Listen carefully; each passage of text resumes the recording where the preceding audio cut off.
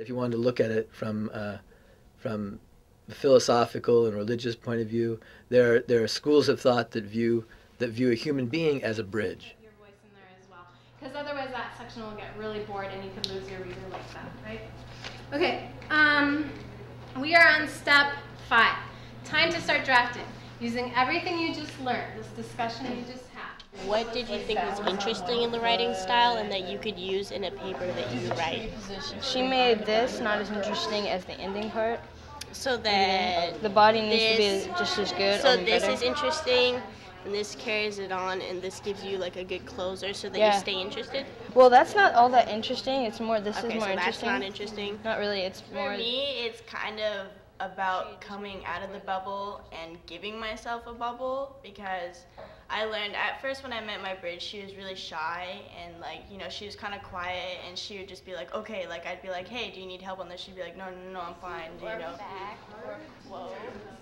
Sinead is a bridge for my humanities class and Cullen is her bridger.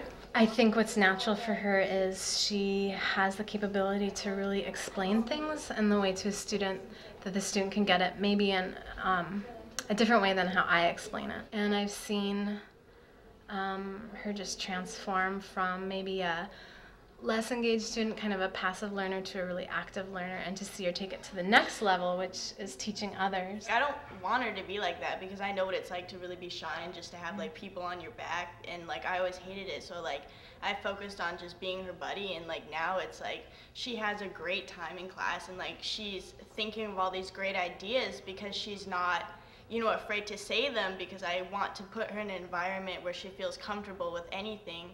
In college or something like that, say like a teacher like teaches a different way, or like it's a learning style a little bit different from mine, I'm learning how to be able to understand the way that they're communicating so that I can put it into my own words so that I can really do the best.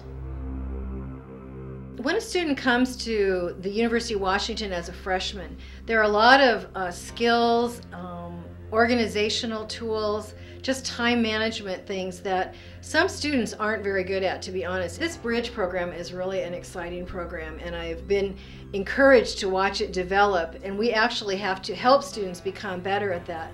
But someone who's come through a program like at SOTA, where they do know accountability, they have had to help other people be accountable also, then they will be really ready to be freshmen. Although you can't help it, when you're put in the position of actually teaching, you become responsible for knowledge in a way that you might not become responsible for it if you were simply reading and studying.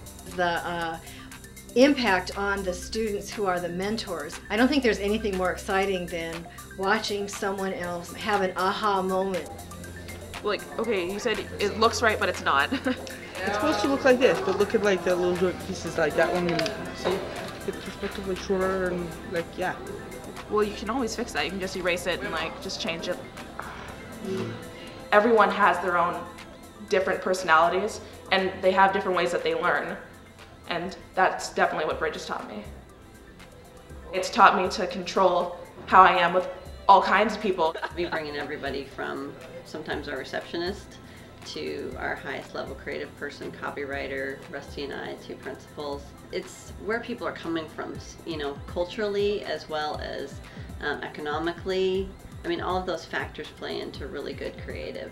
FDR has a quote that says, there's many ways to move forward and only one way to stand still. And I really like that. To me, that means that there's like all kinds of ways to solve problems, but there's, you know, only one way to do nothing.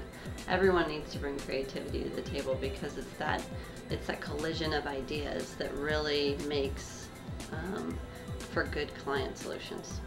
I don't think that I could get through the class without her, and the reason being is because she's able to give the individual attention to people that need it when I can't get around to everyone. She has a way of just jumping in the center and ascertaining what needs to happen and making it happen without having to check with me. I think the Bridge program is a great stepping stone for individual tendencies that some students may have. Rozzie happens to be a bit of a leader anyway, but I know of other students who are also Bridges, who are not necessarily leaders, who are discovering the symbiotic relationship in the Bridge program and how it's mutually beneficial. It's not just beneficial for the Bridge, but the Bridger as well. Like that's what it's going to be like. There are alternative routes up the mountain.